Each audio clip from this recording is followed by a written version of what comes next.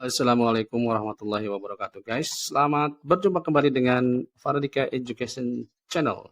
Ya, channel yang membahas seputar pendidikan dan kali ini masih membahas tentang statistik. Ya, bagi Anda yang suka statistik, ya bisa menyimak video kali ini. Dan kali ini kita seperti tampilan di layar ini, kita akan melihat hasil uji normalitas pada video pertama, yaitu melalui histogram. Ini menunjukkan bahwa data yang dianalisis ini menunjukkan data yang normal.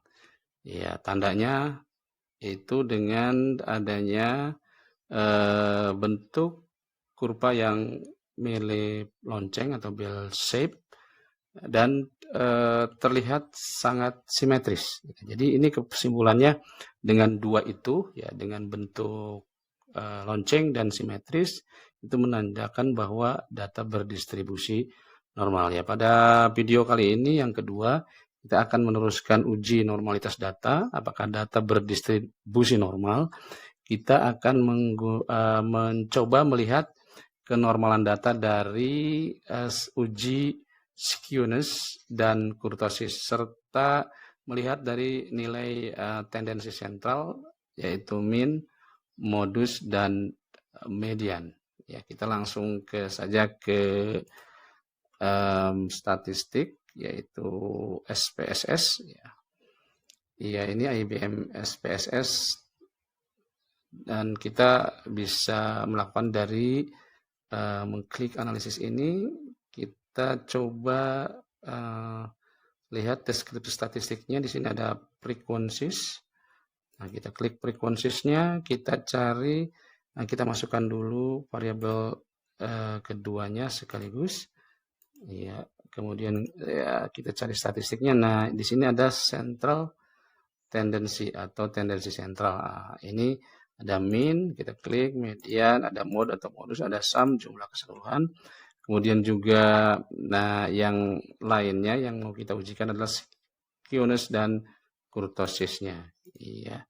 Kemudian kita tidak ada salahnya juga coba cari dispersionnya atau penyebarannya, pola penyebarannya. Ya, kita klik semua, kemudian, dan ini perlu diketahui bahwa ini adalah uji yang sifatnya per variabel gitu ya. Nanti kita terakhir akan menguji sequence dan kurtosisnya secara residual atau menggabungkan kedua variabel dan X dan Y ini. Ya, kita klik continue, kita oke. Ya, kita lihat sambil menunggu hasilnya, kita lihat. Nah, inilah hasil dari uji per variabel dari tendensi sentral. Misalnya ada mean, ada median, dan mode. Bisa kita lihat nilainya di sini. Kemudian ada skewness, kurtosis, bisa kita lihat dari kedua nilai ini, matematik dan fisika. Kita kopikan ini, kita tampilkan di Excel, dan kita coba analisis. Iya, yang pertama dulu ini adalah yang tadi saya katakan sifatnya per variabel. Ya, ini yang skewness-nya dan kurtosisnya per variabel. Kita lihat. Kemudian yang ini dari tendensi sentral, mean, median, dan modus. Nah, kita coba analisis. Ya, untuk mean, median, dan modus biasanya data berdistribusi normal itu nilai ketiganya sama atau setidaknya berdekatan atau tidak terlalu jauh. Kita misalnya cek nilai matematik. Ya, nilai matematik ini min-nya 57,66, kemudian mediannya 60, mode-nya atau modusnya 60. Nah, ini hanya min yang sedikit berbeda, ya, kira-kira 2,24 ya bedanya. Dan ini tidak terlalu jauh, dan makanya kelihatan dari tampilan histogramnya tetap simetris gitu ya. Kemudian yang nilai fisika ini semuanya sama nilainya 50, tetapi sedikit perbedaan di koma pada minnya. Ini jelas lebih simetris dari yang ini, tapi ini memang sama sehingga dikatakan data berdistribusi normal, baik matematik maupun nilai fisika. Kemudian dari skewness dan kurtosisnya, lihat di sini patokannya adalah normal, data berdistribusi normal kalau nilai skewness dan kurtosisnya antara minus 2 dan plus 2. Dan ini kita lihat, ini minus 0,174, ya ini di antara ini.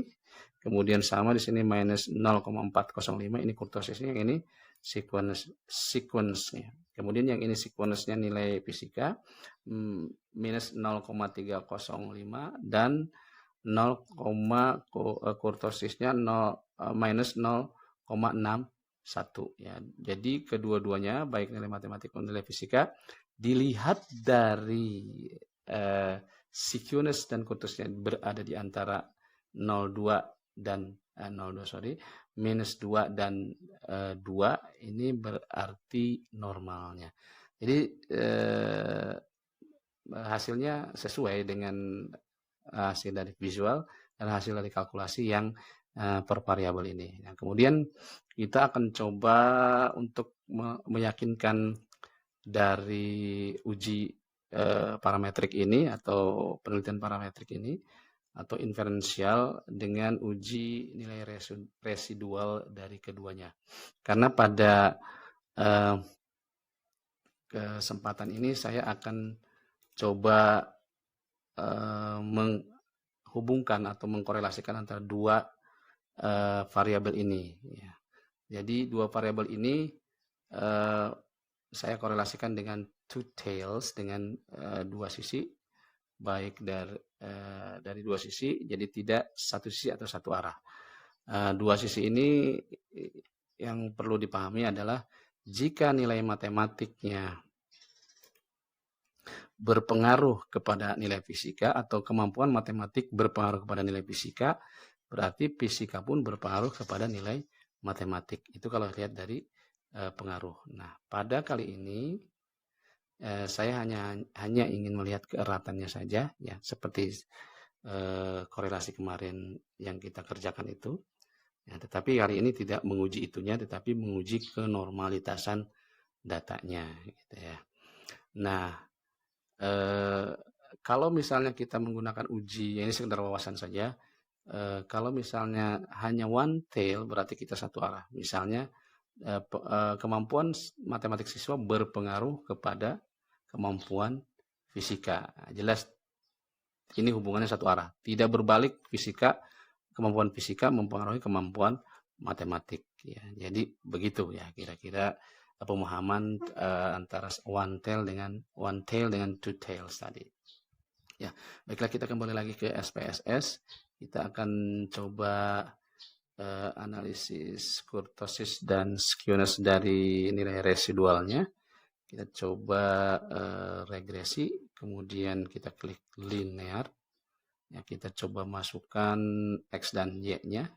Ya, tadi seperti tadi saya bilang bahwa variabel untuk korelasi ini yang tidak satu arah atau two tails itu tidak penting, bukan tidak penting, tetapi X, Y-nya tidak jelas karena tadi bisa dua arah itu. Jadi bisa X-nya nilai matematik atau kemampuan matematik, bisa X-nya juga nilai fisika dan sebaliknya begitu ya.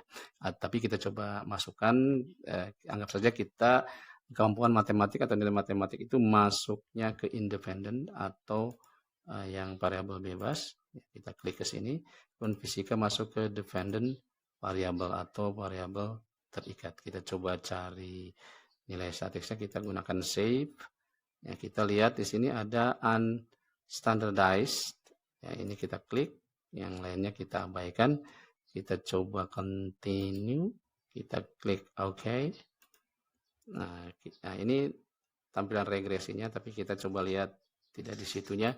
Kita lihat yang ininya, residualnya, karena ini nanti kita akan coba analisis. Ini salah satu variabel, jadi ada 3 variabel sekarang.